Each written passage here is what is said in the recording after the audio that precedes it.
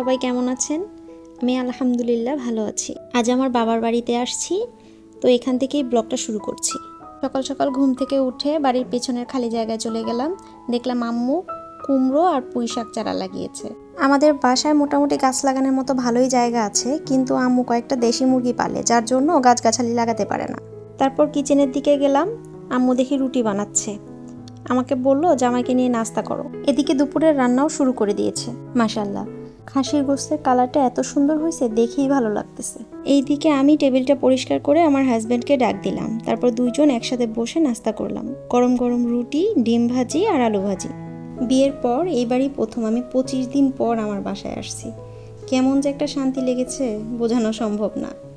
হয়তো প্রতিটা মেয়েরই এই ফিলটা হয়। এখানে শান্তি লেগেছে তাই বলে কি শ্বশুরবাড়িতে শান্তি নাই? এমনটা কিন্তু না। এই যেমন সব কিছু গুছিয়ে বাবার বাড়ি চলে আসছি, তেমন কিন্তু সংসারের প্রতি মায়া আর টানের কারণে আবার ফিরে যাওয়ার তাড়াটাও আছে। এবার একদিনের জন্য আসছি, তাই মনে হচ্ছে খুব তাড়াতাড়ি সময়টা কেটে যাচ্ছে। নাস্তা শেষ করার পরে আমি জায়গা মতো সব কিছু আবার গুছিয়ে রাখলাম, আর তারপর এই কিউট হাঁসের বাচ্চাগুলোর সাথে অনেকক্ষণ সময় কাটালাম।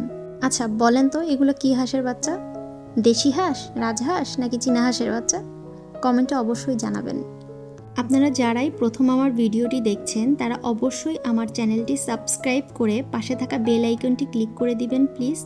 আপনাদের দোয়া ভালোবাসায় আমাকে সামনে এগিয়ে যাওয়ার অনুপ্রেরণা যোগাবে। বাড়িতে গেলে আমার সাথে দেখা করতে ফুপু, আন্টি, ভাবিরা চলে আসে। তাদের খোঁজ খবর আর গল্প করতে করতেই বেশ অনেকটা সময় চলে যায়। এদিকে দুপুরের খাবারের সময় হয়ে গেছে, সবাই একসাথে খেতে বসবো। আমি একটা একটা করে প্রতিটা খাবার টেবিলে নিয়ে আসলাম। দুপুরের জন্য আজ রান্না হয়েছে খাসির গোশত, বোয়াল মাছ ভুনা, ঘাটকোল ভর্তা আর ডাল। আচ্ছা, আম্মু এখানে বোয়াল মাছটাকে অন্যভাবে ভুনা করেছে। মাছটা অনেক বড়, এটার মাঝের কাঁটাটা ফেলে ভেঙে ভুনা করেছে। যেহেতু মাছটা বড়, কয়েকবারই খাওয়া হয়েছে আমাদের, তাই ভিন্ন একটু টেস্ট আনার জন্য এভাবে রান্না করা হয়েছে। আমার হাজব্যান্ডের কিন্তু মাছ ভুনাটা বেশ ভালোই লেগেছে। সে শ্বশুরবাড়ি গেলে যাই রান্না হোক সবই খায়। কিছু তরকারি সে বাসায় না খাইলেও শ্বশুরবাড়িতে এসে ঠিকই খায়। হয়তো অল্প খায়, কিন্তু কখনো মানা করে না। আমি এটা খাবো না, আমি ওটা খাই না, এগুলো সে কখনোই বলে না। তার এই ব্যবহারটা আমার খুব পছন্দের। তারপর আমিও বসে পড়লাম। 3 ভাই বোনের মধ্যে আমিই সবার বড়। সংসারের বড় মেয়েদের অনেক দায়িত্ব থাকে। কিচেন থেকে শুরু করে পুরো বাসাটা একসময় আমিই গুছিয়ে রাখতাম। আর রান্না ও অন্যান্য কাজ ছিল আম্মুর দায়িত্বে। এখন সব কিছু আম্মুর একাই করতে হয়। খাওয়া দাওয়া শেষ করে আমি একটু রেস্ট নিয়ে নিলাম, কারণ বিকালে তো আবার চলে যাব, তাই একটু সেলাই মেশিনে বসলাম। আমি আমার সেলাই মেশিনটা বাবার বাড়িতেই রাখছি, কিছু প্রয়োজন হলে এখানে এসেই সেলাই করে নিয়ে যাই। তারপর সন্ধ্যায় মাগরিবের পরে বাড়ির উদ্দেশ্যে রওনা দিলাম। আসার সময় ভাবলাম একটা পার্কে ঘুরে যাই। পার্কটা হচ্ছে BIWTA ইকো পার্ক, আর এই পার্কটি হচ্ছে টঙ্গীতে, টঙ্গী নদীবন্দর সংলগ্নে অবস্থিত। মাত্র জনপ্রতি 30 টাকা করে টিকিট কেটে আমরা ভিতরে ঢুকে গেলাম। আচ্ছা, এই পার্কটা সকাল 8টা থেকে রাত 8টা পর্যন্ত খোলা থাকে। আমরা যখন ওখানে গিয়েছি তখন রাত 7:30 বাজে। এবার বলি এই পার্কটা ভালো লাগার কারণ কি ছিল। আমার কাছে এই পার্কের লাইটিংগুলো খুবই ভালো লেগেছে। ভিতরে ঢোকার সাথে সাথেই আমার মন ভালো হয়ে গিয়েছিল, কারণ এরকম লাইটিং আমি অনেক পছন্দ করি।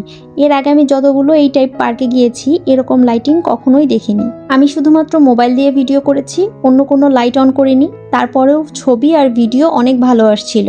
এটা একটা ফ্যামিলি পার্ক, বাচ্চাদের অনেক অ্যাক্টিভিটিস রয়েছে এখানে, তবে এগুলোতে বড়রাও উঠতে পারবে।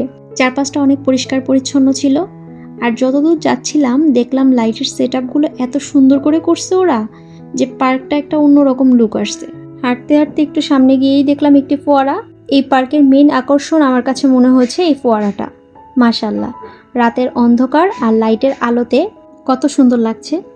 এই পার্কের ভিতরে একটি ফুলের দোকান দেখলাম, পাশে একটা শরবতের দোকানও ছিল। এছাড়াও বাচ্চাদের জন্য খেলনার একটা ছোট দোকান আছে, আর খাবারের জন্য একটা ফুড কোর্ট আছে, আর চটপটি ফুচকার দোকানও রয়েছে। আমরা ভিতর থেকেই 2 প্লেট ফুচকা খেয়েছিলাম, টেস্ট অ্যাভারেজ ছিল, তবে এই জায়গা অনুযায়ী আমার কাছে ভালোই লেগেছে। পার্কের দিনের লুকটা আর রাতের লুকটার মধ্যে বেশ ব্যবধান রয়েছে। আমি সাজেস্ট করব রাতে আসার জন্য। তারপর একটু সামনের দিকে যেতে থাকলাম, দেখলাম ওই যে ফুড কোর্টের কথা বললাম না, এই যে এই ফুড কোর্টটা। আর এই ফুড কোর্টের সাথেই দেখলাম পার্কের এক সাইডে বাচ্চাদের জন্য কিছু রাইডস ছিল, যেগুলো খুবই রিজনেবল প্রাইসেস ছিল। প্রত্যেকটা রাইডই জনপ্রতি 20 টাকা করেছিল। দেখুন এই রাইডটাতে কিন্তু বড়রাও উঠছে। আমার এগুলাতে উঠলে প্রচণ্ড লেভেলের মাথা ঘুরায়, তাই আমি এগুলাতে উঠতে চাই নাই। প্রায় 8টা বেজে যাচ্ছিল, তাই কয়েকটা রাইড অফও ছিল। এই পার্কটার একদম শেষে একটি ওয়াচ টাওয়ার আছে, যেটাকে কাপল ওয়াচ টাওয়ার বলে। যদি সন্ধ্যার একটু আগে আসতাম তাহলে ওইটা দেখতে পেতাম।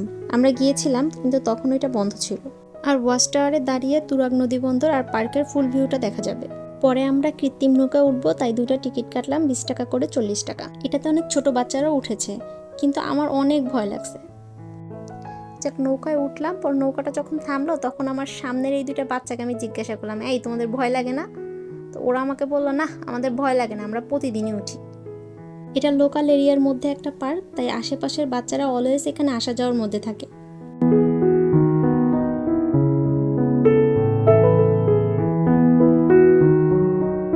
বেশ অনেকটা সময় পার্কের ভেতরে ছিলাম, অনেক এনজয় করেছি, খুব ক্লান্ত লাগছে। এবার বাসার উদ্দেশ্যে রওনা দিলাম।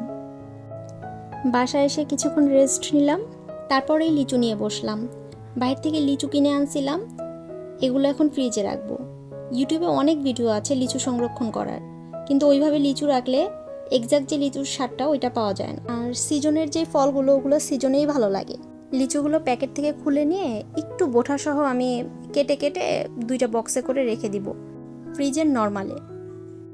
আর ফ্রিজের নর্মালে যদি এভাবে এয়ারটাইট বক্সে করে রাখা হয় তাহলে এটা প্রায় 15-20 দিন ধরে খাওয়া যায়। একদম নতুন বাজার থেকে কিনে আনলে যেরকম টেস্ট ওই রকম টেস্টই থাকে, শুধু একটু ঠান্ডা থাকে। আমি একসাথে 4-5টার বেশি লিচু খাই না, কারণ অতিরিক্ত কোনো কিছুই খাওয়া ভালো না। তো এভাবেই আমি ফ্রিজের নর্মালে 2 বক্সে করে অনেকগুলি লিচু রেখে দিয়েছি।